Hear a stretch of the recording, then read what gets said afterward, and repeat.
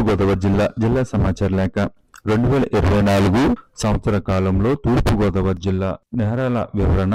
రాజమహేంద్రి నుంచి ఢిల్లీ విమాన సర్వీసులు ప్రారంభం, రానున్న గోదావరి పుష్కరాల ప్రణాళికలు, ఆంధ్రప్రదేశ్లోని మత్స్య ఆక్వా అభివృద్ధి తదితర అంశాలతో కూడిన తూర్పుగోదావరి జిల్లా సమాచార లేఖను ఇప్పుడు విందాం. వ్యాఖ్యానం తూర్పుగోదావరి జిల్లా ఆకాశవాణి ప్రతినిధి కేవీవి సత్యనారాయణ.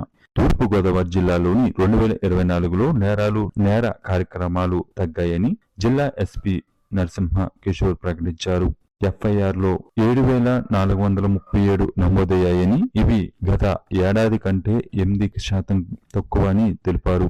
23 హత్యలు జరిగాయని, 8% తగ్గాయని అన్నారు.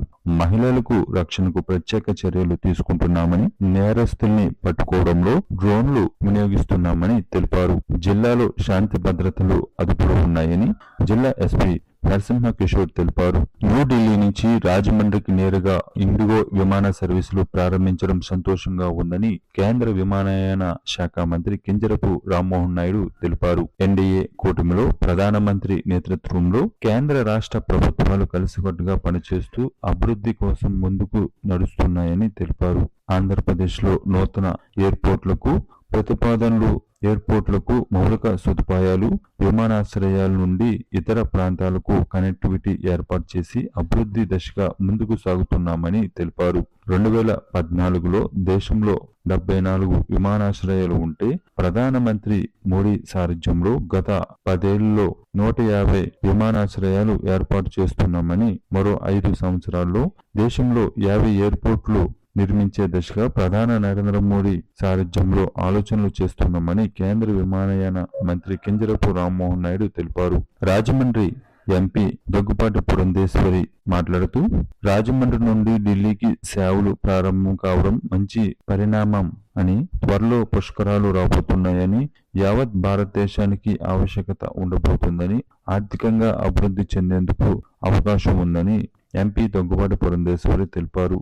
జిల్లా వ్యాప్తంగా ఉన్న 15 ప్రభుత్వ జూనియర్ కళాశాలలో చదువుకుంటున్న 5,425 మంది విద్యార్థులకు ప్రభుత్వం ప్రవేశపెట్టిన డొక్కా సీతమ్మ మధ్యాహ్న భోజన పథకం జనవరి 4 నుంచి స్థానిక మంత్రి కందుల దుర్గేష్, ఇతర ప్రజాప్రతినిధులు ప్రారంభించారు.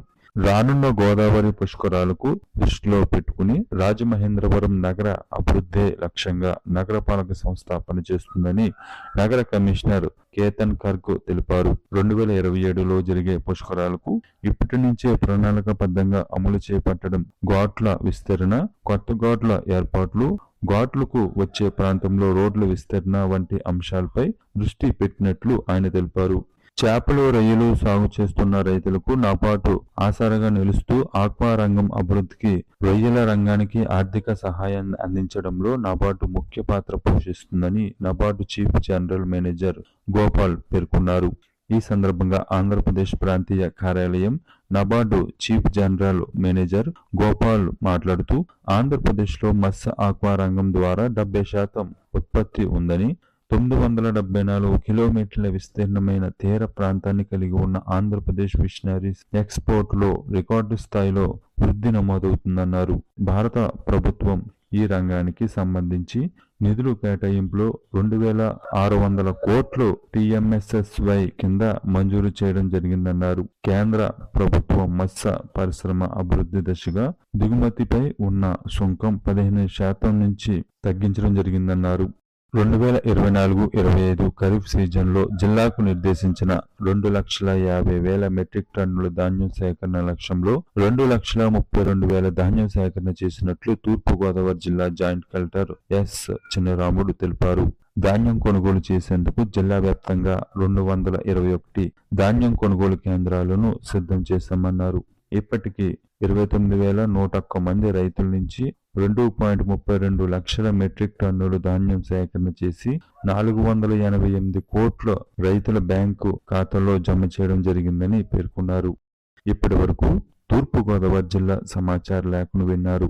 మరిన్ని కొత్త వార్తా విశేషాలతో ఫిబ్రవరి నెలలో సమాచార లేఖలో కలుసుకుందాం. కేవీవి సత్యనారాయణ, తూర్పుగోదావరి జిల్లా ఆకాశవాణి ప్రతినిధి.